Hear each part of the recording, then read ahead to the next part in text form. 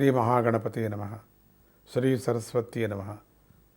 ಶ್ರೀಪಾದವಲ್ಲಭ ನರಸಿಂಹ ಸರಸ್ವತಿ ಶ್ರೀ ಗುರು ದತ್ತಾತ್ರೇಯಾಯ ನಮಃ.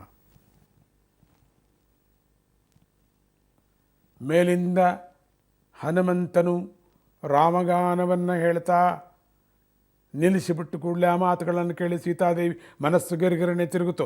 ಒಂದು ಕಡೆ ಆಂದೋಲನ, ಇನ್ನೊಂದು ಕಡೆ ಸಂತೋಷ. ಸುತ್ತಲೂ ನೋಡ್ತಾ ಇದ್ದಾಳೆ.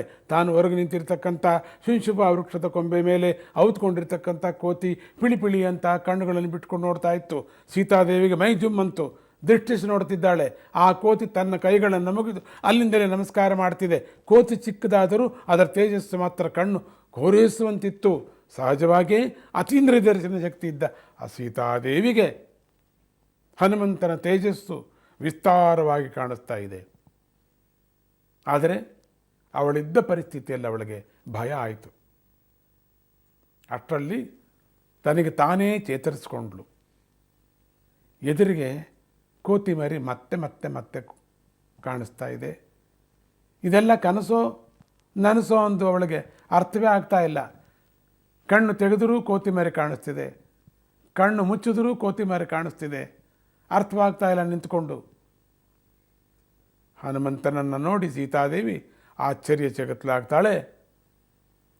ಹನುಮಂತ ಹೇಳಿದ ರಾಮನ ಕಥೆಯನ್ನು ಕೇಳಿ ಅವಳಿಗೆ ನಂಬಿಕೆ ಬಂತು. ಹೌದು, ಇದು ರಾಮ ಸಂದೇಶ ಅಂತ ಅಂದ್ಕೊಂಡ್ಳು. ಇದೆಲ್ಲವನ್ನು ಗಮನಿಸ್ತಾ ಇರತಕ್ಕಂಥ ಹನುಮಂತ ಮರದ ಮೇಲಿಂದ ಮೆಲ್ಲಗೆ ಕೆಳಗಿಳಿದು ಅನೇಕ ರೀತಿಯಲ್ಲಿ ಸೀತೆಯನ್ನು ಮಾತನಾಡಿಸ್ತಾನೆ. ಆದರೆ ಅವಳು ಮೌನವಾಗಿ ಇದ್ಲು. ನಂಬಿಕೆ ಏನೋ ಬಂತು, ಮತ್ತೆ ಮಾತನಾಡ್ತಿಲ್ಲ. ಬಗೆ ಬಗೆಯಾಗಿ ವಿನಯದಿಂದ, ಶ್ರದ್ಧೆಯಿಂದ, ಭಕ್ತಿಯಿಂದ ಹನುಮಂತನೇ ಮಾತನಾಡ್ತಾ ಇದ್ದಾನೆ. ಅಮ್ಮ, ನಿನ್ನ ದೈನ್ಯತೆ, ಮಾನವಾತೀತ ಸೌಂದರ್ಯ, ತಪೋಯುಕ್ತವಾದ ವೇಷಗಳನ್ನು ನೋಡಿದರೆ ನೀನು ರಾಮನ ಪಟ್ಟದ ರಾಣಿಯೇ, ಸಂದೇಹವೇ ಇಲ್ಲ ತಾಯಿ ಅಂದ.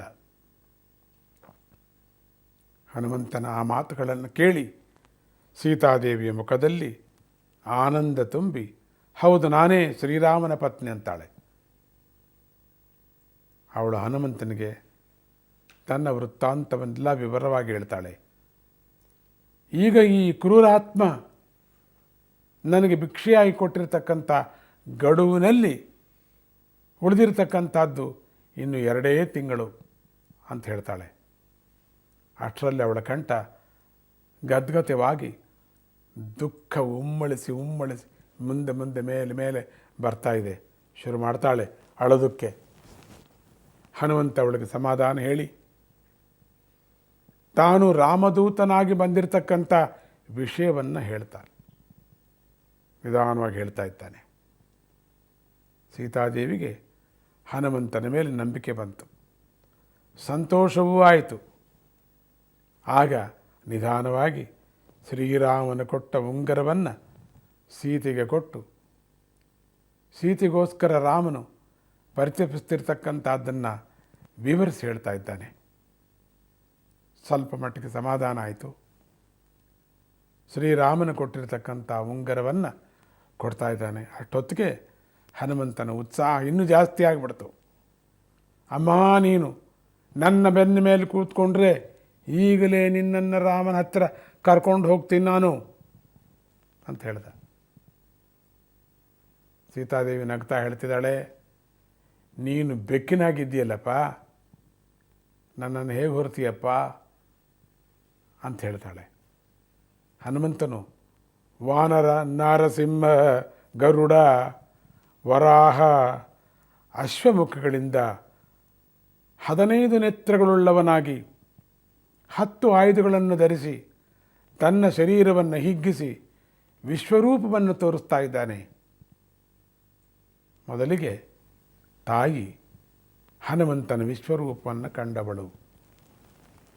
ಸ್ವಾಮಿಯ ವಿಶ್ವರೂಪವನ್ನು ಓಂ ನಮೋ ಹನುಮತೇ ನಮಃ, ಜಗನ್ಮಾತೆಗೆ ವಿಶ್ವರೂಪವನ್ನು ಕಾಣಿಸಿಕೊಂಡಿದ್ದಾನೆ. ಆ ರೂಪವನ್ನು ದರ್ಶನ ಕೊಟ್ಟಿದ್ದಾನೆ. ಜಯ ಗುರುದತ್ತ.